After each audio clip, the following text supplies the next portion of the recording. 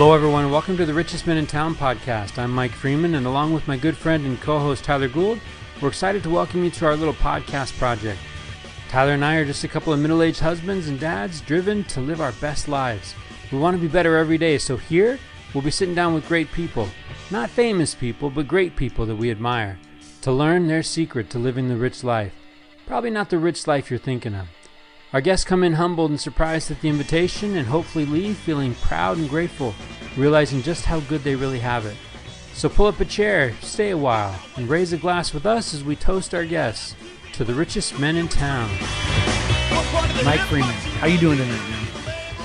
You know what? I'm pretty fantastic. We went places richest men in town has never gone before, and I went in super vulnerable and concerned. Like, what is this going to look like? Yeah, I mean, look, it was this is uncharted waters for richest men in town for certain. And we've said this before, but let me let the audience in on this. We had Josh on the show. Now, Josh is your brother. My little brother. So the Harry Bailey equivalent, if I'm George, which I'm not, this would be my kid brother, Josh, join the program. Yeah. Actually, he asked to come on, right? And which is blowing my mind too. Give some insight into what he's doing. Actually, I think the intent was to give some insight into growing up together, right? And what our growing up with our mom was like and all of that. But he's in such an interesting place. It's got to go there. And it went there.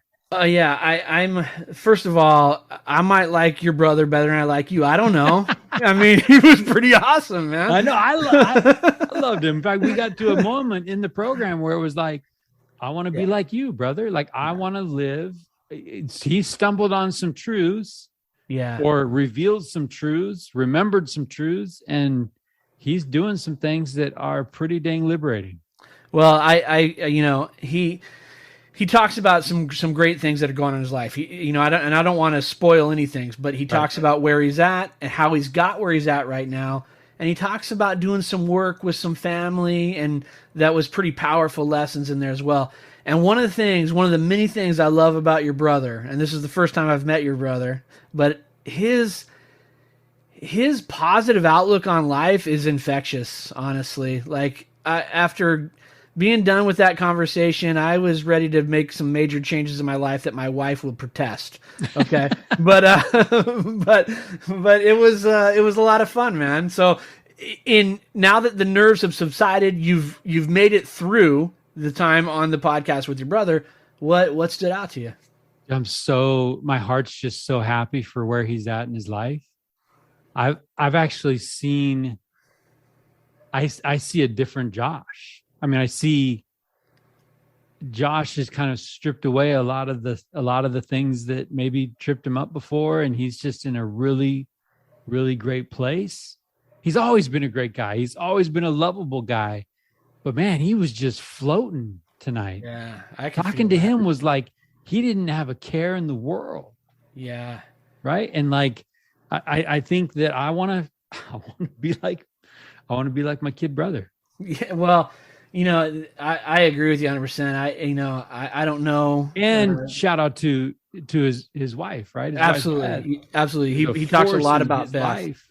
And a lot of those positive things that he talks about that are in his life, we say, where did that come from, Beth? Right. Yep. And so a lot of that he attributes to his wife, but there was some touching moments in that between two brothers, which was very cool. And I think that our audience is gonna love getting to know Josh. And I think by getting to know Josh through this episode, you're gonna get to know Mike Freeman a little better too. Well, I think you hinted on that, right? Like, hey, now I can kind of get a little bit of a bigger picture on who Mike Freeman is now that I've met Mike. And I want the world to meet my brother. Yeah. I think he's got a lot to teach us, and to the folks that are listening, I think you're gonna love him.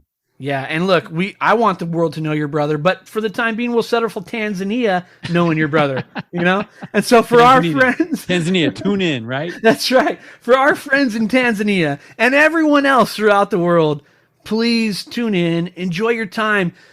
see what you can pick out that's gonna help you be the best version of yourself by listening to my friend Josh and Mike Freeman's brother Josh on The Richest Men in Town.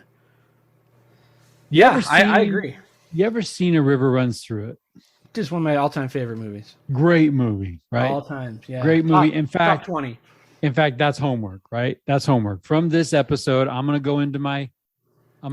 still like, I feel like I'm a dinosaur. I'm watching satellite TV. Yeah. I don't know if you are. I don't think anybody else is. There's like 1,700 streaming services or something. Yeah. I'm still doing satellite, but I'm going to go in and I'm going to search that bad boy and record it next time it comes on, because it was at the McLean brothers. Yeah, I just watched this like a month ago. Okay, man. So you got Brad Pitt's character. Yeah. Right? Paul. Kind of the wild child. And Norman. And Norman, man. Norman, right. Steady Norman. He's steady. So I'm just thinking of a scene there towards the end. Mm-hmm. When Brad Pitt goes off and fishes and he invents his own style, right? And he's doing his own thing, and it's just art and it's beautiful. And it's basically like a commercial for moving to Montana. Like, yeah, absolutely. I want to go to Montana. That's why I want to go to Montana, because of that movie. Yeah. That's Josh and Mike. My brother Josh is Paul. And are I'm Norman. Wow, this is interesting because I would have never said Mike Freeman is the Norman of the relationship, of any relationship. Josh things come easy to him, right? Anything you've ever seen me do athletically, and athletically I'll put in air quotes, right? Right. It's not very athletic. It's not very graceful. It's not very pretty. And trust me, it didn't come easy to me. Yeah. Right? Okay. But for Josh, comes easy. Comes easy. Guy could crush it probably 300 yards right now. Right? He was the first. So my grandparents owned a golf course. We would go play in the summer. He was the first to break 40. He was the first to break 30. Right? He was the first to hit a birdie. He was the first, right? There was just all of these things where it came naturally. And so I'm excited for you to learn about him, and for you and I and myself as well to kind of get the latest on his life, because he's made some interesting choices. And it really goes towards this idea. I think it was Thoreau who said, go confidently in the direction of your dreams, right? Mm-hmm. Live the life you've imagined. And I think that Josh has stumbled on that. And maybe it's the midlife thing. Maybe it's like, I'm done living someone else's expectations. I have no idea, but I'm dying to know, because dude has sold his house, bought an RV, traveled around the country. Now he's living in Oregon, going for a contractor's license, right? Had a steady job at Sierra Pacific Industries here in Northern California, which is a pretty good job. Man, he's like, you know what? I'm going to do something different. And I'm dying to know what that is, right? And why that is. So, yeah, I think that, I'm excited. It's going to be a chance to verify some facts and, figure some things out, man. Okay, there is nothing more vulnerable that I've ever done on this podcast than to have my brother come on as our guest, right? Like, can you feel the vulnerability? Well, yeah. I mean, right out of the gate, he's going to be debunking some myths, and so I think it's going to be. The guy has seen me at my worst. Yeah. Right? And it'll be interesting to get some of his take on maybe some of those moments as well. Yeah, I'm. Let's bring him in. Let's do this. Let's do it, man. Let's. Richest Men in Town is going to go where we've never gone before, as we often do, and this will be. This will be exciting, man. Uncharted territory. I'm excited for you to be sweating it for however long this conversation lasts. Josh, you on the call? Oh. Can you see me? I can't. Hey, there you are. Nice. What's up, bro? What's going on, man? How are you? Awesome. How are you? I'm good. Welcome to the richest man in town. This is my first time. This is weird, man. So, Josh, I'm excited about this because you know Mike very well, and I think I know Mike well. But I'm ready to peel away the layers and find out the real truth about what's going on here. Yeah. And I'm actually nervous. I'm nervous. Are we playing Shrek here or what? Josh, have you seen the movie A River Runs Through It? Oh, I love that movie. I love that movie too. Now, Mike he started this whole conversation out by telling me that you were like Paul, the character in A River Runs Through It, and he is the Norman of the two of you. Yeah, that's pretty much spot on. That's accurate. Of course he's going to say that. Of course he's going to say that because he wants to be Brad Pitt. That's true. I know. Yeah, you're and right. I did. This summer we did fly fish on the Gallatin up in Montana. So we lived that out. That's what I'm talking about. Now I'm super jealous, man. And the scene that I highlighted there, Josh, was that at the end when he breaks off and does his thing, right? And it's not the metronome and it's not the following the rules of fly fishing, but it's the art and it's the beauty of fly fishing. And it was like, that's Josh. That's Mike, right? Norman is like, there's ways to do a certain thing, and then there's the other way. Yeah, I'll go the other way. I like that, man. I like that a lot. Man. Yeah, so test the limits every once in a while. Yeah, there you go. I love it. I dig this. I'm excited. First of all, good to see you, man. Good to see you. Oh, it's too bad we have to do Zoom to see each other, right? How are you? How you doing? How's the family? How are the girls? Well, the girls are great. Taylor's getting, she's going for her master's. Well, she switched majors. She's going for creative writing now, and she's working her bachelor's for KRCR, right? Yeah, she got her bachelor's in psychology. Now she wants to do a creative writing, so that's helping out with KRCR. Yeah. Jordan, she's down in Chico State too. She transferred from SOU down to Chico, so she's going for criminal justice and psychology down there. So that's pretty cool. We did something right with those two. That's awesome. That's awesome. And then hold on, Adrian, your grandson, talk to me. Yeah. How's he doing?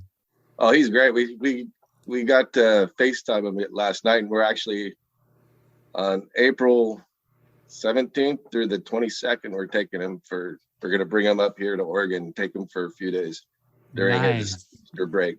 Nice. Man, teach him how to fish and stuff. Awesome, man. That's rad. Love it. So I gave Tyler a little bit of snapshot into where you're at right now. And for a time it was like, where's Waldo, right? You guys were all over the place. And so I'm dying to get into this, right? I'm dying to get into this, the latest life you've been living. And I think you're happy. I think you're living this rich life. And so I can't wait to get into it. Before we dive though into where you are now, I got to know the story behind. So Mike tells me that you kind of sold everything, you bought an RV, and you hit the open road. Yeah, so, when our youngest Jordan, when she graduated high school, it's kind of funny.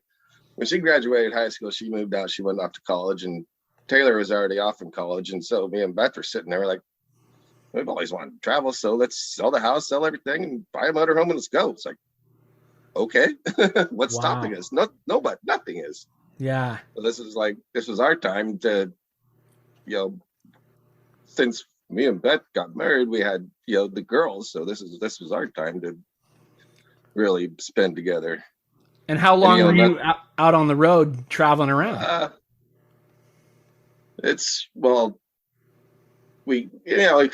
comes back and forth. So we probably spent altogether a little over a year traveling, and then we'd come back and come back to California and help friends and family and whatnot, and then hit the road again whenever we'd get restless, so we'd have to play. Awesome?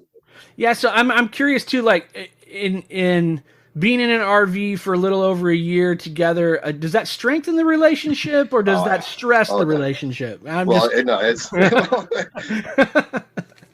For us, it's strength. Okay, good. Well, hold on. No, seriously. Like your first week out, I think you had a tire blowout or something, right? Oh yeah. Well, yeah. Our first trip, we took a buddy who, he was one of our good buddies. He still is one of our good buddies, but he had a rough life. So we were like, Dean, what's on your bucket list? He's like, he's a diehard Elvis fan, so he wanted to go to Memphis. So like, hop on, let's go to Memphis. And then we had a blowout in Oklahoma, and that test, we're like, oh crap, we're out in the middle of really nowhere. Yeah. But we took him to Memphis. He had a blast, and you're always going to have hiccups in the road when you're on the road. We've had 2 blowouts so far, but everything happens for a reason. Our last blowout, we met a kid down in on the Columbia River, and he was stranded at Les Schwab's. But hey, hop on in, we'll take you up to Idaho so your stepdad can pick you up and stuff. He's like, all right. What the? I was like, what? This is amazing. It's like the feather in Forrest Gump, right? Where the wind blows. Yeah. That's I just love the idea of just saying like, hey, you always want to go to Memphis. Hop in, let's go to Memphis. Like what? Yeah, he's like, are you serious? Like, yeah. We're not joking. We're going with you or not. Yeah, put the scary chainsaw down. Don't bring that with you, and let's just go. Yeah. Then after that, next trip after that is we went to Tombstone. I walked the dirt streets of Tombstone, and go nice. Where Virgil and everybody was, the historical places where they were shot and everything. We played it. Me and Beth played pool in the Oriental. Oh, no way. That's so cool, man. That is so cool. I love it, man. Okay, so for our listeners here, I mean, we got to understand, like you and Beth had jobs. Oh yeah, right. We had good jobs. Yeah, good jobs, and so the thinking. I know it sounds freeing and liberating, but like, was that scary at all? Well, I'd be lying if I told you it wasn't. Okay. But I mean, my job, it was putting a strain on, our relationship and everything. And it was just, I was so stressed, I was actually losing my eyebrows. I had no eyebrows left. Wow. And then once I was a supervisor, I demoted myself because me and Beth were sitting out back, and we're just like, it's not worth it. You're here, but that's like, you're here, but you're not here. And I was like, well, okay, well, so I demoted myself because I wanted to spend more time with her and, put her up on the high pedestal again. And then once I demoted myself there, everything started getting better. And then, Jordan moved out, and we said, you know what, let's just go. Wow. See what happens. And then Jordan goes into boot camp, and she calls us because she got discharged because she broke her hip in boot camp. She's like, Mom, wow. Dad, I'm coming home. We're like, yeah. We're on the side of I-95 at exit 342. Anything about that home? We don't have a home. Yeah, right. Well, I love the honesty in the conversation that you and Beth are having, right? Oh, yeah. Because it takes some guts to have that conversation. You're in a supervisory role, you're doing well, but to tap the brakes and say, hey, but like, is this what we want? It was like I think I had my priorities in the wrong spot because we had the 3-bedroom, 2-bath house, nice house, brand new house, but we were making good money. But money's not everything. Money doesn't makes some people happy, but not everybody. Josh, when you're talking about your priorities kind of being out of sorts a little bit, what does the process look like when you're coming to that realization? I mean, I'm assuming it's not overnight where you're just like, you know what, this sucks, I'm out of here. I'm assuming there's some kind of a process. What does that look like on your side? Is it a period of months or years or? Well, it was hard because something like that, you kind of have I felt like I had blinders on. Yeah. I was like, oh, I'm making a lot of money. We could afford to do this. We can, afford everything. But, our relationship was suffering, and didn't realize it until it was almost too late. Man. Yeah. And I think I'm just glad that I was able to see it before it was too late. Yeah, because there's a lot of people that go through that.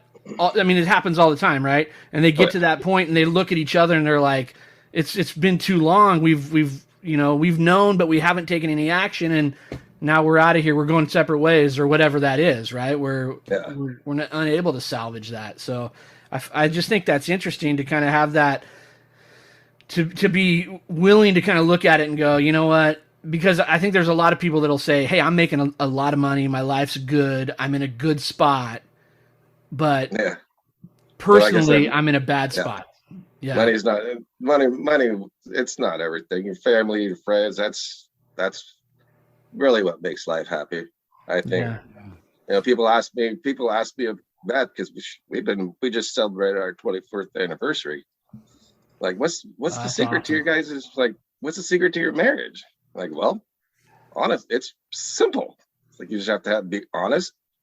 You got to love unconditional love, and just you got to laugh with and at each other. So that's it. Man, that's awesome though. That's a great list. Yeah, congratulations, man. Congratulations. Thanks, man. 2020. Well, I'm right behind you. A couple months, I think. Yeah. So was it her coming to you saying, "Hey, can we talk?" Was it you going to her saying, "Hey, can we talk?" Or did it mutually just like, it was, "Hey, are you having fun?" It was, well, mostly her, I think. She saw the change in me, and I wasn't like who I basically am now, or who I used to be. And then I realized, because she called me out a couple of times, and I was like, no, I'm not changing. In denial. And then to realize I went to work, and people at work are trying to change me into somebody that I wasn't. And it took that for me to realize that too. I was like, okay, hold on. Whoa, I'm not that guy you guys want me to be. So I'm not the right person for this job anymore. And plus, I need to go focus my attention on something else and somebody else. And so what happens when, what does their face look like at work when you demote yourself? It's actually pretty sad, because I was just a number. And it's like, we can replace you. It's like, well, all right. I put in, so many years with you, and now it doesn't even matter for you. So that was another. It's like, so what's the point? Yeah. When you think about it too, your reasoning for the things that matter most are not here. They're not in this building. They're not in this company. I'm coming to you trying to be a well-rounded person. I'm coming to you saying, hey, I need to make this change to be happy. And they're saying they didn't care. Yeah. And the thing that's interesting about that is, it's funny, like professionally, you'll have so many conversations in a professional setting where people will talk about the importance of work-life balance. It's just BS, man. That's right. Like work-life balance. And like, we want to support that. But if you walked in and said, hey, you know what? I've got to take some time off because I got to focus on fixing my relationship with my wife and my kids. It's like, thank you for your service, but goodbye. Right. Yeah. Tyler, it makes me think of, we've talked before with some guests about hospice care. Yeah. And there was that book, The Regrets of the Dying. Mm-hmm. And the number one regret, like there was this hospice nurse, I think in Australia, she wrote a book. The number one regret of people on their deathbed is that they lived somebody else's life. Yeah, or that they didn't have enough time to spend. Yeah. To spend with everybody that they mattered to them, or they could have done something different. Yeah. And they allowed somebody else or some other cultural expectation or something to change their priorities, like Josh was saying, right?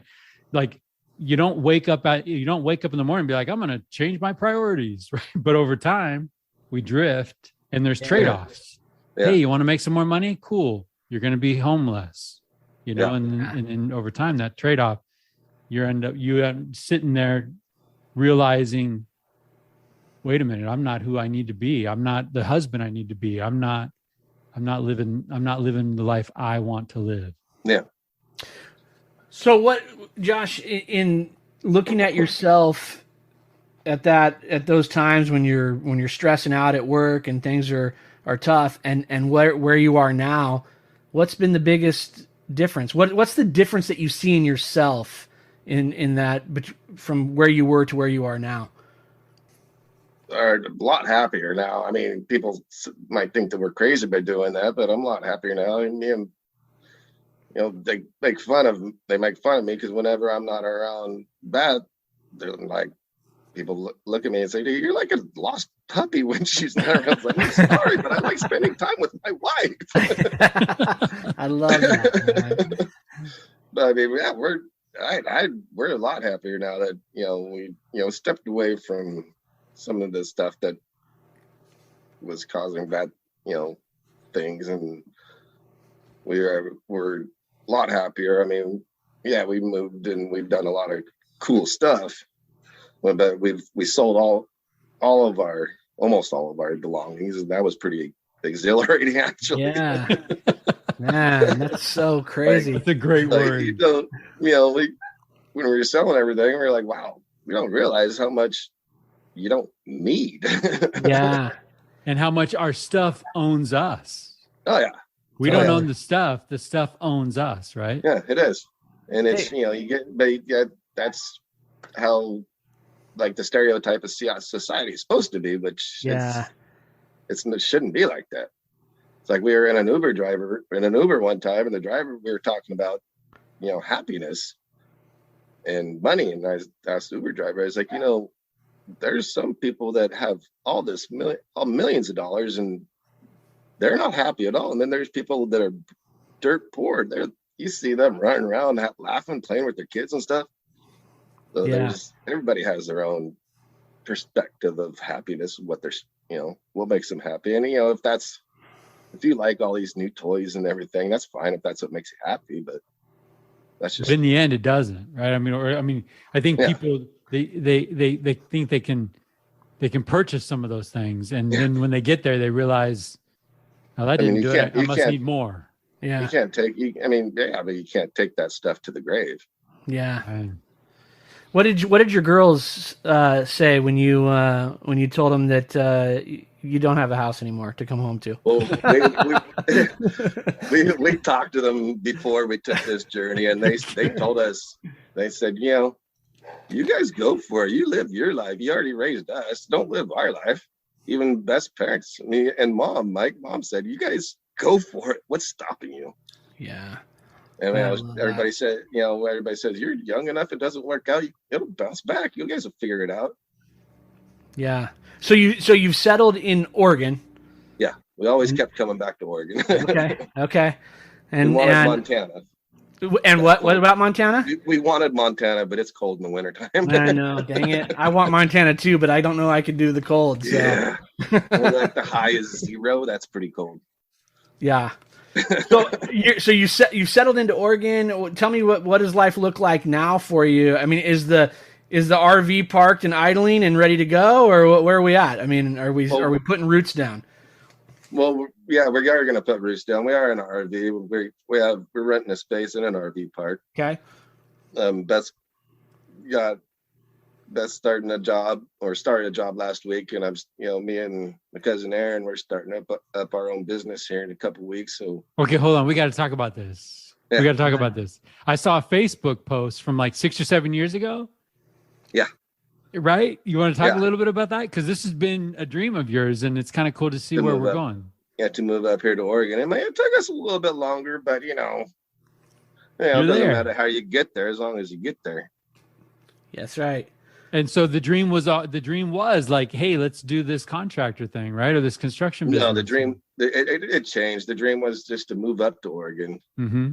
And, I was going to, we were going to get jobs up here and stuff, but our end goal was to move here. And then once I quit my job and we hit the road, and didn't know what we were going to do, but until we had a couple ideas, and we came up to Oregon. What I first wanted to do, and I still might, is get a drift boat and be a fishing guide. That's what I'm talking about. Yeah.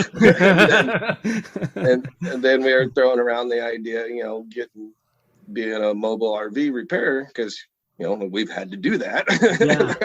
Yeah. And then it came up here, and we were sitting with our cousins, and we were like, hey, me and my cousin Aaron were like, let's start up our business. So that was end of February. Now we both go in on Thursday to take our licensing exams. That'll get us up and going. We purchased a utility truck, and I bought a white Ford for work truck. So we're going to make it happen. Love that. I kind of feel like I'm, this is sort of like a pioneer story, man. It's like we're leaving the East Coast. We're getting the wagon ready to go, and off we go. We're going to put roots down here and just start life. I love that. It was like, a little bit like 1883. Yeah, exactly. That's exactly what's coming to my mind, man. Exactly. It's funny, but I think I feel like we need to stop and go warn our wives that we might come out of this episode and just be ready to. I'm always on the edge, man. My wife's scared to death right now. She's like, Tyler's gonna walk out and be like, "Pack it up, we're getting out of here, man." Don't let her talk to me. Yeah, that's right. Yeah, got any questions? Talk to Josh. He'll fill you in on how this works. But I think that there's a lot of, to me, like if I think about like the quote unquote American dream, right? To me, that a lot of it is built into that. It's like this idea of being close to family, right? And having those relationships that are close, and then, just forging your own path. And I think there's a ton of people that will listen to this that will say, that'll be totally jealous, because I know a lot of people that are like, I would do that. I would love to do that, but I don't have the courage. Well, the courage. The first step's always the scariest. Yeah. Because, you don't know what you're stepping into, and that's what makes it kind of fun for us. We're like, we don't know. We'll figure it out when we get there. Yeah, but I'm gonna stop you here, and I just want to point out that, like, Tyler, sometimes we talk to people on the podcast that are doing things that we admire, but we're looking at like, how in the world could I do that? Yeah. Like, Josh, this is 100% in your strength, like in your gift of like how you live your life, right? And like you say that first step is scary, but you've done scary stuff before, right? Yeah, we lived in Hawaii for a while. Right. So I just love the idea of the outside world, because it's you and Beth, right? You and Beth taking on the world, and outside of that, who cares what people think? It doesn't. Even if your brother thinks, man, what's Josh doing? I remember calling my mom, like, what's he doing? This is crazy, right? And she's like, let him do it. Yeah, for the most part, it's all been positive feedback. There's a couple people here, you guys are crazy. Like, well, are you jealous or what? Yeah, totally. Like, it's not your life, it's ours, so don't worry about it. We're fine. Yeah. They're like, what about the future? I'm like, we'll figure it out. Like I cashed out my retirement. That's what, sold our house, which we've been living on, so we're good. Yeah. Man, that is just I'm one of those people that's listening to the story going, man, I am ready to pack it up and follow Josh. I'm gonna rent the spot right next to you over in that RV park, man. Well, we're right on the river too. So you're on the Rogue River. Yeah, right on the Rogue River. So can we talk a little bit about that? Because I would say that's almost like a homecoming of sorts. But how does a kid who was born in Crescent City and moved to Red Bluff when he was a little kid, how is Oregon kind of like home? It just we have family here, of course, but we've always loved Oregon. Yeah. And it just, I don't know, it's hard to explain. It just feels comfortable. Yeah. And it gets, not to, California has their own problems. So we kind of step away from those problems. A little bit. Yeah. Just a couple. I just think, I think you're your mother's son, right? Because Mom, We moved to Red Bluff. So are you. That's weird. Well, I know exactly. Yeah, that's right. No, I'm just saying. Unless there's something I don't know. No, when she goes to Red Bluff and stops when I'm 4 years old, and she feels like Red Bluff is home, she sets it down, right? Yeah. And like just that sense of like, this is where we need to be right now. I think that's very cool. Yeah. And you know who else? You know who else is loving this is Casey Johnson. Oh yeah. Would be so proud, right? Casey was our stepdad, passed away, but this was his kind of life. Oh yeah. I mean, yeah, man, they packed up and went on whims on the weekend. Say, okay, we're gonna go so and so. I saw a petrified stump I want to get, and it's like over in Nevada or Colorado. Yeah, they would get in the car for vacation, and it's like, okay, flip a coin, north or south. You know what I mean? Yeah. Well, it's like when we went on our trips, just these last few times, we had an end destination. We'll figure out how to. We're gonna stop. She had to teach me how to stop and smell the roses, because before I was just like, no, we got to go. We have a time. But now it's like, and now you don't. It'll still be there. You don't. So Tyler, imagine this guy is posting pictures, and it's like, here's a fireplace, right? Or here's a campfire. Yeah. Next day, here's a golf course. Next day, it's that golf course in Nebraska was awesome. Man. And then the next day, it's Graceland. It's like it was kind of cool to follow along, vicariously living through you.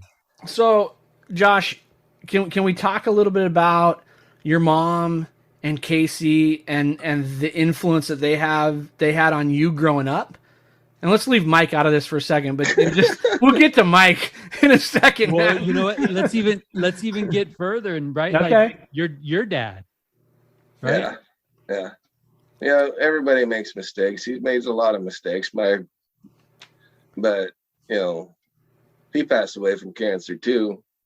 But like 5 years before he passed away, we reconciled our differences and we became, close again. Can we talk a little bit about that, Josh? Like, how did that happen? I'm asking because there's probably some people that are in those situations right now with differences that haven't been reconciled. So how did you guys go about doing that? Did he reach out to you, or did you reach out to him, or how did that work? Well, it was kind of Beth made me reach out, which is, let's get Beth on the show. She needs to be.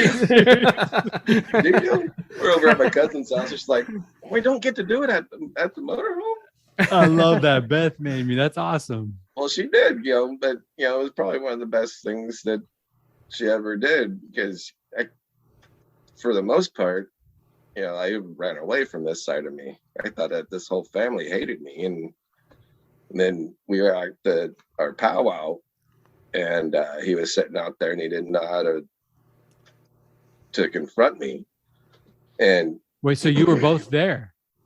Oh yeah, well he was the arena director of the powwow, but he sobered up and he had his remorses and stuff. And the first time I saw him, he talked to me. He says, "My son," I was just like, "What's going on? I don't want to talk to you." And then, the next morning, I wake up, have my cup of coffee, I walk outside, and he's standing there waiting for me. I was like, "Oh, geez, like, what do you want now?" He's like, "Can I?" How old are you at this time? It's probably like 39, 38 or 39. Okay. Maybe 37, somewhere around there. And he's like, "Can I talk to you?" I was like, "Yeah, you can say whatever you want." And he said, he sat down and he just started bawling. It's like, "What's wrong with you?" He says, "I just want you to know that your mom, you better not blame your mom for anything." Says, "Everything that happened was my fault, 100%. I was like, "Really?" He's like, "Yep." I was like, "Okay." And then, so on and so on.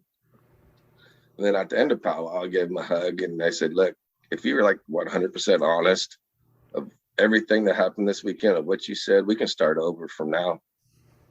He's like, "I would like that." I was like, "Okay, well then," because, forgiveness is probably one of the hardest things you could ever do. but it wasn't, he changed his life around, so it wasn't fair that I kept this grudge against him. So ever since then, we'd talk about once a week, and we'd go up, we'd see him a couple times a year. What is that? What did that reconciliation do for you? Well, like actually, I guess you could say it kind of completed me. Yeah. On both sides, on my mom's side and my father's side, because there was like a big black hole on the other side. And now since, actually we moved up to Oregon, and we're at, my cousin's house, which is up from the native side, my dad's side. And when, like you said, you were running from that side, and now you can stop running. Yeah. Mm-hmm. And it's my perspective of what this side of me was is total opposite of what it is. Because everybody said, your dad always talked good about you. I said, I thought he hated me. Everybody says, no, it was a total opposite. Yeah. Like, really? It's interesting, it's just because facing your fears, I guess you can say. Yeah, I was having a conversation yesterday, as a matter of fact, with somebody, and they were talking about traumas from their childhood, right? And they were kind of saying, hey, and they were saying that they got together with a group of people, and they were kind of rehashing all of these things that the perceived wrongs that had been done to them, And one of the things that this person said to me at the end of this conversation was, by the end of it, I just realized that, like, I had to let it go, and I had to forgive people regardless of, that there wasn't going to be this thing that all of a sudden it was, everything was made right. I just had to forgive and just be able to move on to get past it. And hearing you talk, I just feel like, like you said, forgiveness is a difficult thing, but then to be able to have that kind of weight lifted off of you. It's a hard burden to carry on your shoulders. Yeah. But, even I told him before he passed, when my grandfather on this side passed, we went to his celebration of life, and I was sitting there talking with my father, and I said, I'm going to be totally honest with you. So the closest thing that I had to a dad died 2 years ago. Mm-hmm. He's like, well, I totally understand. He's like, you can be my friend. Yeah. But when Casey died, he was our dad, basically. But I love what you shared there, because sometimes we feel like there's decades of buildup, right? There's decades of this animosity, or there's decades. How can we possibly reconcile or forgive when all like of insurmountable, these years, right? Yeah, all of these years. And it's about stepping into it, owning it, and saying, I love how you word, like, can we have a fresh start? Yeah. I mean, and it's a two-way street. I can't it took both of us to do it. Yeah. He had to prove to me that he wanted a fresh start, which he did, but I had to give him the opportunity to prove himself. Yeah. Mm. Well, and as liberating as it was for you, imagine that moment that morning when he starts bawling in front of you, how liberating that would be. And for him to own it, to own up to everything. Yeah. It's like, okay, maybe he is sincere about it. But we'll see. I still had my, doubts and defenses were still up at that point. Sure. Mm-hmm. But it all worked out. And as, like I said, it was before he passed, it was probably best 5 years of his life. Because he gets to connect with your life, right? He got to meet his grandkids. Yeah. Mm-hmm.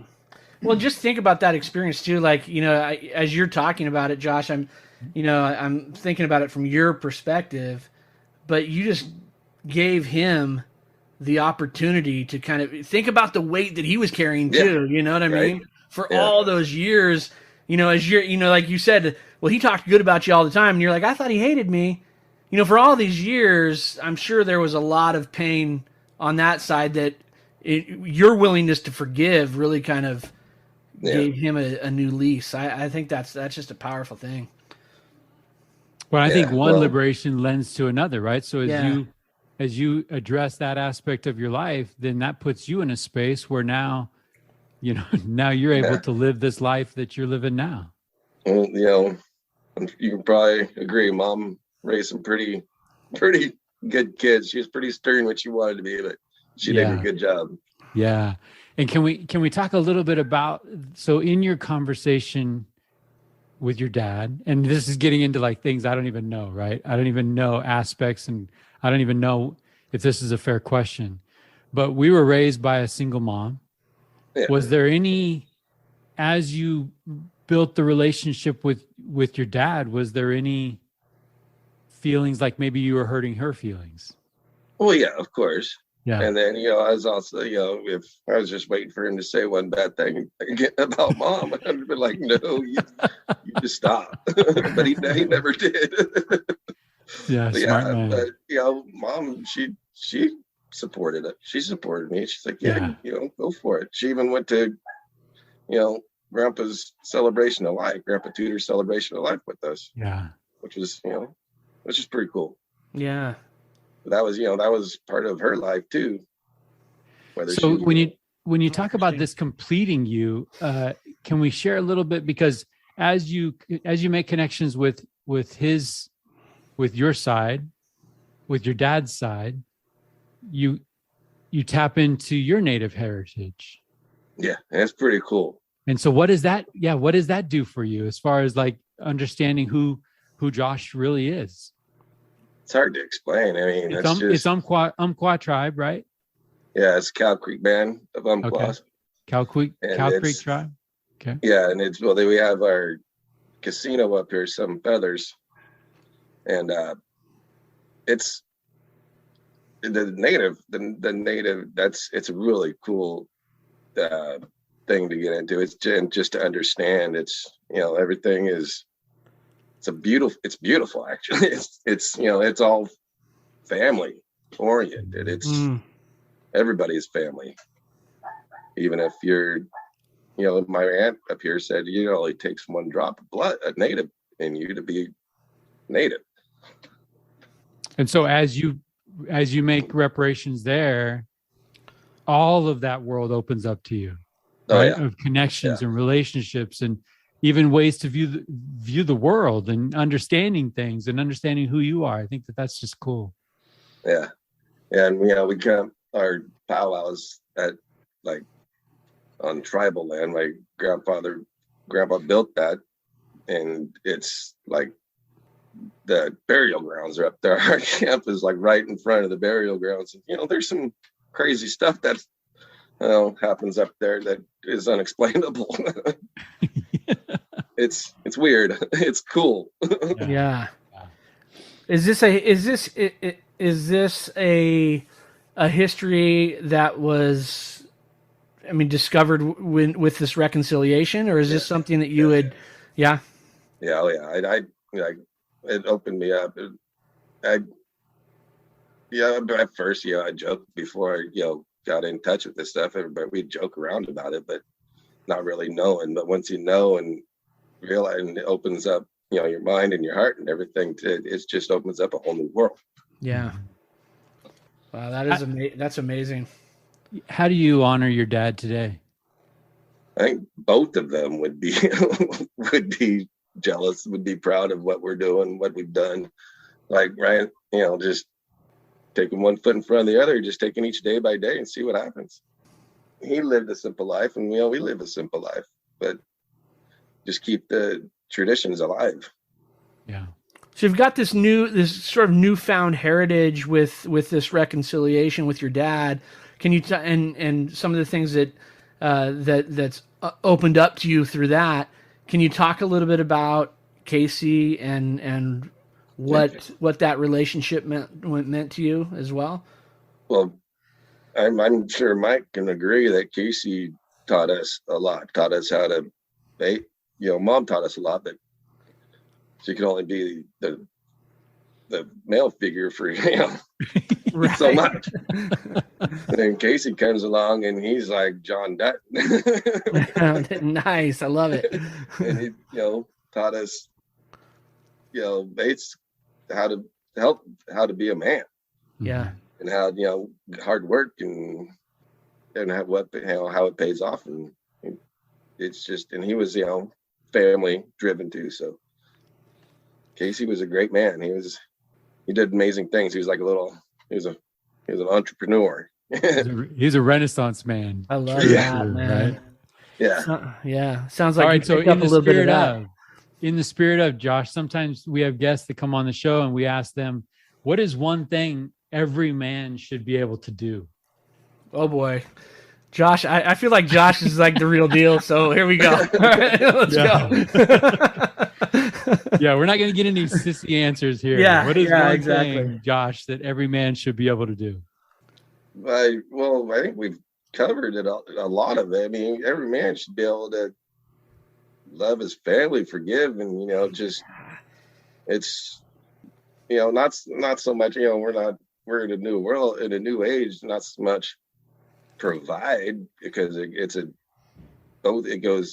takes two people now. It's a 50-50 relationship between the husband and wife.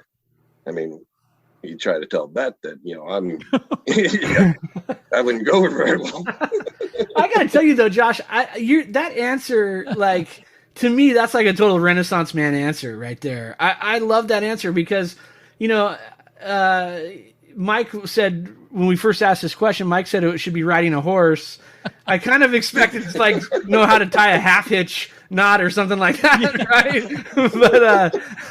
But I love the answer of every man should be able to love his family and forgive.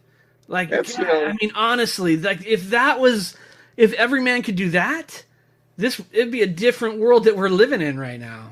That's a powerful answer, man. Unfortunately, not every man. Everybody has their demons, of course. Sure. But being a man is just, I don't know. It just like it's just love and forgiveness, and just try to help other people when they need it. Like, I'm sorry. Like I'm sorry I've had to put you guys off for the last couple of weeks, but stuff's came up. Like last week, my buddy had a broken foot. I had to go cut him firewood and fix his well because he had no water or he was going to freeze to death. Mike sent me that text message of what it was. I'm like, I've never read a better excuse than that. Yeah, I mean, you can't. We weren't going to let him freeze. That's right. You can't knock a guy trying to get him on the richest man in town when he's out doing stuff like that for his neighbor and his friend, right? I mean, that's it. It's just helping people that need it, that want. Sometimes they won't ask, and that's fine. You just go out and do it anyways. Josh, when you consider your daughters and where they're at, what is it that you hope that they are learning or have learned from you? Well, I hope they become better than we are. They've told me before, because I told them when they were, I don't know, 14 or 15, something like that. And I said, look, I don't care what you do for a living. You could flip burgers the rest of your life, but as long as you're having fun doing it, that's all that matters. Like, don't do something. Don't work at somewhere that it's not fun. You only live one life. Don't live anybody else's life but yours. Yeah, live the life you've imagined, right? Yeah. Like we told them our goal is to get you guys better than what we are. Yeah. And show, because we sat them down. We're like, look, we're sitting pretty good right now. That was when, like we have a comfortable life, right? Like, yes, like, but we've had to take the hard road to get here. We want you guys to take we showed you how to not to do it. Yeah, right. Do as I say, not as I do. Well, it sort of reminds me, Mike, of the conversation we had with Mitch, right? And Mitch talks about the conversation he had with his father. His last words. Right before he passed away. And he said, just be better than I was. Otherwise, what was the point of all this? Yeah. Right? Do it better than I did, or what's the point? Yeah. Yeah, exactly. I mean, that's, in my opinion, that's what parents... That's what we all want, right? Are supposed to teach. That's how they're supposed to teach their kids, because that's what they're teaching them, how to be better. Yeah. So, Josh, I'm having a moment. All right, go back with me. Go back with me. So, Tyler, I am the older brother, right? Yeah. And I will never forget the moment where I was a wreck, and I did not have my stuff together, and I was not being a good Oh, we're going back we're going that far back. Yeah. And I was not being a good example for Josh. And my mom called me out on it and said, "Why can't you be more like Josh?" Well, I was just better at hiding it because I learned from him. Between the eyes, that hit me. And I want you to know, brother, I'm having right now, I'm having a super proud moment where I'm like, why can't I do what I'm doing? But you're not me. You're no, you. No, you're I not know. Me. You don't live my life. You live your own life. Exactly. Yeah. But I'm just saying, one of your questions on that link you sent me or whatever on Messenger, still trying to get used to this stuff. I had to have Beth set this up. Like, who's your Mount Rushmore? And I was thinking, well, I have 3 people. I have my mom, I have my brother, and I have my wife. That's my Mount Rushmore. Yeah. I mean, awesome.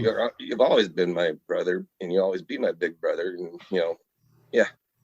I've learned a lot from you, from how to hide. How to do things. Hey, be good or be good at it. Yeah, right? But you took, when we were growing up, you took a lot of heat for me too. So you stood up for me. Yeah. Yeah. So, Josh, you gotta indulge us for a second here. I mean, give me an honest. Because Tim Mike's not here. It's just you and I, man. Give me an honest glimpse into what life was like growing up with Michael over here. Well, I honestly, don't want to sound cheesy or anything, but I couldn't have asked for a better big brother. He taught me a lot. I mean, we've been through a lot together. But me, him, and my mom, and we've been at our lows, and from, I won't go into detail, but like rent money and Anderson. Like, you'll have to ask Mike about that. No, hey, let's go there. Right? I think I might know this, but go ahead, Mike. Paint the picture, right? Paint the picture. We can be 100% vulnerable, and if we don't like it, we can edit it later. That's right. Let's tell that story. The best G.I. Joes on the block. I do remember this story. Okay. I can still hear her voice in my ear. Where's the rent money? Oh man. Like, where did you get all those toys? The rent money. I can tell you though, Tyler, a lot of people tell me stories about growing up with their brother, and a lot of it is like fist fights and knockdown, drag out. And I've never had a moment where any of that was there. We get mad at each other, but well, there was that one day when I wanted to watch sports. I think you wanted to watch cartoons. And probably, yeah. I think we were fighting over the remote or something. It got a little tense, but and I think we just settled on, we compromised on Double Dare. We never, of course we'd have, our disputes, but then we'd never, Mike was like my best friend when I was a kid. We never really fought. Yeah.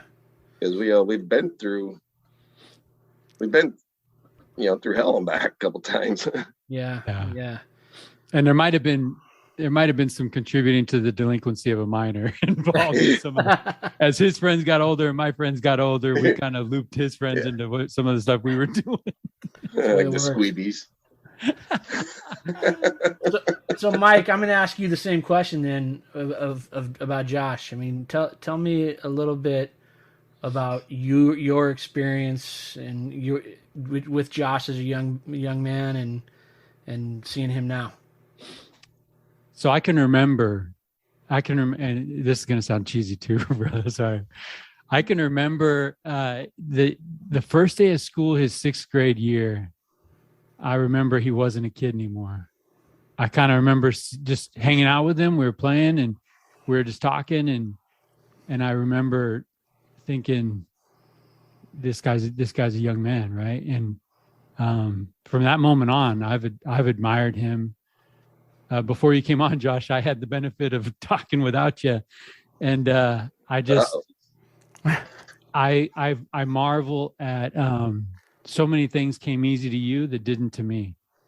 It may be the other way around too, right? Yeah. But I think honestly that river runs through it analogy, that's probably spot on. That's pretty spot on, yeah. That's spot on. The things that come easy, like I have zero common sense. And I think I think my brother Josh has a PhD in common sense, right? Like I think he understands the world in a way that I don't. And I think that we've always been able to complement each other. But fiercely loyal, an amazing husband and dad. And I've watched, so Josh, the whole purpose of this podcast is for us to get together with people that are doing it and maybe doing it a little better. Selfishly, Tyler and I are just trying to do it better ourselves. So we talk to people, right? Ideally, we talk to people that are a couple steps down the trail. But you and I have been lockstep, right? Yeah. Your life and my life have synced up really well. And it's always been an opportunity for me to learn from you, right? And vice versa. And so I won the lottery when it came to brothers, right? I mean, and mothers. Yeah. I mean, yeah. And stepdad at the end. Not so much number three. Well, it doesn't it doesn't matter when they come in, as long as they come into your life. There's a reason why they came in. They come into your life at a certain point. You might need it at that point. Yeah. So for a guy who grew up without a dad, I'm looking at men around me trying to figure out how to do it, and I've always been looking to Josh to figure out how to do things. Well, you're in the same boat, brother. We both, we grew up with a mom, dad. Yep, that's right. And I wouldn't do it. Doing pretty good. I wouldn't do it any different. That's all I know. People ask, would you change anything about your past? Like, nope. If I would change something in my past, then I might not be here. I wouldn't be the same person I am now, because it makes who you are. Well, I love that idea of walking in, though. I remember walking in and she was stressed out, and there were two bills, and it was like, hey, phone or cable? And we're like, cable. Yeah. There was times that we helped her out too, and they had, sometimes we had to help pay for some stuff. Well, I love the idea of that's what made our bond. So your contentment, Josh, is what I love. I mean, I think that the ability to kind of look at life, and this is what we talk to a lot of people, and one of the things I really respect is that you can look at life at both the good, the bad, right, and the ugly, and look at all of it and say, but it all kind of helped put me where I am, and build me into what I am, and I'm happy with what I am, Yeah. If you're, I like to, got to look ahead and look at the positive things, even if you don't think there's any positive. There is somewhere in there. You just got to find it. Yeah. So you got a blown out tire in an RV, but you're on your way to freaking Memphis, for crying out loud. That's the positive, man. Well, we got it fixed. Beth was a rock star with the insurance, and we got it fixed, and we were delayed for a day or two, but maybe we were delayed for a day or two for a reason. Maybe if we weren't, maybe there would have been a worse accident that we would have been in. I love that. So talk to me about Beth. Talk to me about how you meet her. Yeah. I'm excited about this now. How does Beth enter your life? Well, she entered my life a couple times, so it was definitely fate. First time me and my buddies were going on our way to a party, and my buddy Ian, I don't know if you remember Ian, he's like, dude, there's some girls that work at Dairy Queen. Let's go get our sodas before the party and let's go to Dairy Queen. I'm like, we always go to Taco Bell though. So we went to Dairy Queen. You can't mess with the pre-party routine. No, you can't. So I go to fine, we'll go to Dairy Queen, and I see her behind the counter at Dairy Queen. I was like, wow, I'm gonna see if she wants to go. But I go in there and I order a blizzard. Like, can I have a large blizzard? She gives me one that's like this. Like, hey, you're kidding, right? That's not large. Like, that jumbo one's a large right there. But I didn't have the courage to ask her out or whatever that day. And then another time, like it was a month later, me and my roommate were up in Reading because we lived in Red Bluff at the time. We were up in Reading on our way to another party, and he's driving because I didn't have a driver's license. It was suspended. But he's like, there's a couple girls in this car in front of us. Should I pull them over? I was like, no, man. Like, we're already too late. We're already late for the party. Let's just go. And so he ends up pulling her over. I was like, fine. And she wrote her number on the back of her pay stub, which just happened to be Dairy Queen. It's like, wow. And I ended up talking to her for like an hour and a half, but it was like 10 o'clock at night. I didn't know what she looked like. So I go back into Dairy Queen like the next week. My buddy Mike's like, so what does she look like? I don't know. Like, what? You don't know? Like, dude, it was dark. I don't know. And then you come around and like, Josh, Beth is like, oh, thank God. Yeah. Green light. After that, it's all been history from there. Yeah. It was, so yeah, it's a unique way to find your wife, I guess. Well, I mean, not many people 24, have. Hey, you can't argue with it. 24 years in the book, and you got blizzards are the key to a lot of things, right? So yeah, the blizzard. That's it, that's man. I love it, man. I love it. So hey, can you name something from where you are in life right now, looking back? Can you share with us a moment from your life where you can truly say, I felt rich in that moment? Wow. Just one?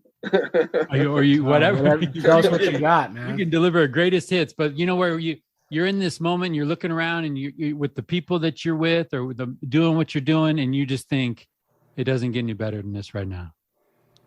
Well, yeah, so we went camping. We go camping a lot. Well, actually, okay, this is before we decided to go like permanent camping. Yeah. Permanent camping sounds so awesome. We were up at Pitt River going camping, and we were sitting there. We are our friends and our family. We're sitting there, and all the kids are playing. And I was just sitting there at the picnic table with our friends Dan and Angie and her parents, Aaron and Shelly, and I was just looking around, like, this is what it's about. This is it. Like, everybody's having fun. Nobody's fighting. The kids are playing. They're not glued to the TV or their phone because there was no cell phone reception there. So we're like, this is what it's about. Mm-hmm. It's just spending time and laughing and having fun. Yeah. Like 1883. Yeah, I mean, yeah. Well, sort of. Yeah, it's a little more chaotic for the 1883, but Yeah. Well, it's funny because Beth's, one of our friends, or Beth's old boss, because he would watch that all the time too, and he says, you tell Beth, like, you and Josh are Tim McGraw and Faith Hill. Yeah, absolutely. That's what I'm saying. You guys packed it up. That's you two. Yeah, I agree. Weird, isn't it? That's I agree with that, man. Being compared with Tim McGraw these days is not a bad all right. thing. I'll take that. Yeah. Yeah. Josh, what gives you hope these days? Tomorrow. That's simple. I'm sorry. I love that. I'm not going deep, but tomorrow's a different day. Who knows? Yeah. Who knows what tomorrow brings? Let's figure it out. Let's ride this wave. I love it, man. I mean, it's a simple question, or a simple answer, but so. Hey, sometimes that's a great the best answer. Yeah. The best answer. Yeah. Especially for folks. You don't know. Who knows? Something bad could happen tomorrow, and you look back and say, well, I lived one heck of a life. Yeah. I love that. Well, ideally, we will look back, right? Ideally, if we're doing it right, we'll look back. Eventually, it's going to happen, and you just say, you know, did I make it? It's like, was that movie with Morgan Freeman and Jack Nicklaus when they're like the three levels at 3 questions you get asked? Did you make a difference in somebody's life? Were you happy? Right. Like, well, yeah. I hope to think so. What are you afraid of, brother? Wasps. So much. Anything else I can handle, but those things, they're just evil. They even look evil with their little dangly legs and stuff. So one day I'm painting my house and I'm up on the ladder. I'm up on this is not a step on the ladder, and I hit the vent on my attic, and 2 wasps come out, and I bail. I bail off the ladder, bounce on my tailbone, crawl to the door. I go to open the door. Kelly opens it, and instead of like compassion, she says, "Did anybody see you?" See, yeah. I do that. I do that too. Yeah, I do that too. Every time I see it, I was like, Beth, will you go get it? It's right there. Like, are you serious? Oh man, nothing else. I hate those things. I mean, no other fears. No. I mean, I don't think so. I mean, I don't think anything else is worth being afraid of. There's failure. No, I'm not afraid of failure because it's not an option. I love that thought, because honestly, I mean, we've asked that question to a lot of people. Their answer is failure. And a lot of people say it's failure. And I just feel like, I mean, if you're saying, look, we're going to pack up, we're going to get an RV, we're going to go, and we're just going to live life, and whatever happens. I mean, I just love that idea. That's sort of liberating, I guess. The idea of like, I'm not going to let things weigh me down and hold me back. Yeah. Well, even you got to think, it's glass is half full, not half empty. Yeah. It's not a failure. It might not work out, but did you learn something from it? Well, yeah, of course you did. Well, then you didn't fail. Because you learned something. Right? You're not done. Get back at it. Yeah. Doesn't matter how many times you get knocked up, you still get back up. Or get knocked down, you still get back up. Hey, if that construction thing doesn't work out, you got motivational speaker right in your wheelhouse. So Beth says I'm not a people person. So there's that. They're like, yeah, all you guys are idiots. You're doing it wrong. Yeah.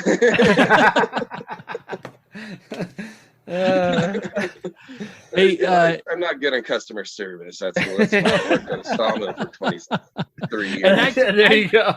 I think that's what's so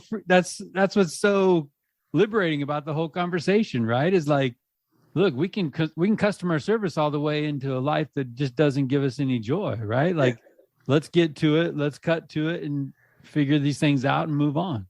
Yeah. And, like when we do this handyman thing, we're going to be helping people instead of making somebody else rich. I mean, I don't plan on being rich. Instead of making the man more money and us getting, breaking our bodies, we'll be doing it, for us. Yeah. How do you deal? Everyone's dealing. Like everyone's dealing with stuff. How do you... From the bottom of the deck. No, everyone's dealing with burdens, right? With things from life. How do you deal with things when life gets hard? It's like, it goes back to, you can't fail. It's not an option. When things get hard, it's easy. You got to do what's easy, you got to do what's right, not what's easy. Sometimes it's hard, but it'll test you. It's like when we were coaching soccer, I'd push those kids to learn something. I mean, we went from the first season not winning a game to winning a district cup the 2 seasons later. But we taught them, and I had girls come up to me. I had one girl come up to me and started crying. She's like, "Coach, I don't know what I'm doing." I was like, "Are you out of your comfort zone?" She's like, "Yes." Like, then this is the point where you're going to learn something. Yeah. Like, I'm not going to push you if I can't, and I can't, if I don't believe you can do it. I know you can do it. Just trust in yourself. Josh, when you and Beth made the decision to sell stuff, get the RV and go, were you out of your comfort zone? Well, kind of, I guess, because, we were living the regular, the 9 to 5, regular how society portrays how you're supposed to live for forever. At this point in your life, do you ever, when you're sitting by the campfire, you're ever thinking about things, do you ever think what your life would be like if you didn't go to Dairy Queen that day? Or your friend didn't pull over that car and you get that phone number and Beth wasn't in your life? I can't really say that I have, because I can't picture my life any other way. I can't picture her not being there. Yeah. I mean, we met, we got together when we were young, so we grew up together basically. So it's like you not being there for me in my life. So it's basically the same thing. I can't picture it without her. Yeah. Because she's, helped me be who I am and a better person. Yeah. So Josh, then the name of the podcast, Richest Men in Town, is taken from one of our favorite movies. It's a Wonderful Life. And I don't know if you've seen that movie. That's Mike's movie right there. Yeah. I don't know if Always has been. And I'm not sure. I know. What would the comparison be? Would it be who's Harry and who's George in this scenario? But or who's Mr. Potter? I don't know. Yeah. But one of the reasons that we love that movie is because we get to kind of see how George goes through life and struggles with recognizing the richness of his life, and then comes to that realization at the end. And for us, as Mike mentioned, this podcast has really been selfish for us to be able to kind of study what a rich life looks like on other people, so that we can take some of that and put it into our lives. I can tell you today, Josh, just from the time that we've spent together, I've taken a bunch of notes, and there's things that you've said that I want to do. Looking down, like, oh, yeah, gosh. Yeah. Like, in big letters, it says "Sell your house and leave." I'm going to give that one to my wife real quick, but we love the moment at the end of that movie where George has the realization, when he's surrounded by his friends, that he really has lived a rich life. And we ask everyone that comes on this show, whether you're related to Mike or not, you have to answer this question. What does it mean to you, Josh, to be considered the richest man in town? Well, I don't have a lot of money. I have money, but it doesn't matter. I have loving wife, 2 beautiful girls. I have a great brother, great mom. It's the richest. Just basically goes back to the secret of life, and that is just happiness. Yeah. If you're happy, then you're pretty well off right there. Yeah, I love that. I think being able to find happiness in whatever circumstance you find yourself in, I mean, that's a gift, man. That is a gift. It's like, George, he was looking for happiness when he had it the whole time. He just didn't realize it. Yeah. Yeah. I love that answer. So, hey, Josh, you're in people's ears, right? When this episode drops, people are going to be listening. Yeah. I get that happiness. Sorry for them. Oh, we're huge in Tanzania right now. Yeah. We're rated in Tanzania. Yeah. Hey, what would you say? I mean, because it sounds like watching your life has been a pretty classic example of the value of happiness and what it's worth to you to be happy, right? The changes you would need to make in order to make sure that you have your priorities straight and you're happy. What would you say to somebody who's struggling and stuck in an unhappy life right now? It doesn't last forever. It's like when I was in boot camp, when I was getting cycled in the Navy, we were doing push-ups and stuff. I knew there was an end to it. It wasn't going to last forever. Just going to get over it. and everything, you get tested every day of your life. It's whether you step up to the plate and answer, or you just give up. There's no giving up. You can't give up. Give up on that. You give up on yourself. You give up on life. I mean, you wouldn't be here. You're here. Everybody's here for a reason. You just gotta take each day at a time and one step in front of the other. Sometimes, like, I've talked to friends of mine that's go through going through a bad point in their life, and I've talked to them and I said, look, as long as you're moving forward, sometimes you got to take 2 steps forward and 1 step back, but as long as you go forward, it doesn't matter, even if it's just baby steps. It's like, there's no looking back. You can't change the past. Tyler, that's like you, right? Yeah, I can do anything for 90 days. That's right. Yeah. Right? There's a stretch. You'd be surprised. People, you're a lot stronger than what you think you are. Yeah. Your mind is a lot of people's mind is the only thing that's holding them back. Yeah. You're speaking my language, man. Oh, that's another 2 hours right there. That's another 2 yeah, hours. Exactly. Well, I can tell you this, Josh. I'm grateful to have met you, even if it's on a Zoom call.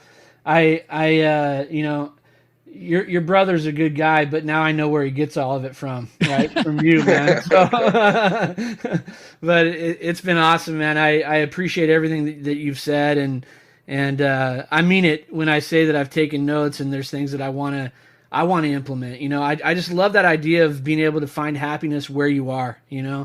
and I appreciate that lesson that you taught me. So thanks for that. If there is no happiness there, then you're doing something wrong. Yeah. Sometimes you got to point that finger right back at yourself. Yeah. And fix it, right? And fix it. Yeah. I love because that. you got one life, like you said, you got one life. And if there's things that we're not taking care of, and sometimes it is us, and sometimes we gotta change us. And luckily we've got people in our lives that can say, hey, you got to make some changes, man. You're changing right in front of me, and this isn't what I signed up for. And then, you got, especially, and then when your friends or family ask, then for help, you got to answer the call. It's like Batman. When the bat signal goes up, you got to answer. Well, you know what, Tyler? We have a theory that when we have a podcast called Richest Men in Town, we have this theory that you sit down with someone and you get to learn a little bit about their life and some of the choices that they make and some of those hinge moments in life, and we start to realize we're surrounded by rich people. Yeah, 100%. But this guy's in my family. Yeah. Right. And I just want to say, I just want to say, man, of course I love you. Of course I love you. And I love you, but thank you for reaching out to me saying, hey, can I jump on your podcast? Because I wouldn't have inflicted this upon my family to save their lives, right? But if you're going to sign up for it, by golly, get on here. Let's go. I've had an amazing time. I love it. Every minute. It was fun. Like I said, I'm sorry I kind of pushed you off the last couple of weeks when stuff happens, but stuff happens. Got her done. It was worth it, man. It was worth the wait. It was great. It was so much fun, and I'm glad that you had the courage to join us. Yeah, no, and I gotta tell you, man, like, you look good and you feel. I was gonna shave and stuff. No, you look like Tim McGraw, dude. What are you doing? You look good and you feel light. You feel happy, man. And I that just gives my heart joy. So I love you. I appreciate how you're living your life, right? And those priorities, it sounds like you've got them straight. Yeah. Well, I love you too, brother. Tyler, it's nice meeting you. Hey, great to meet you, man.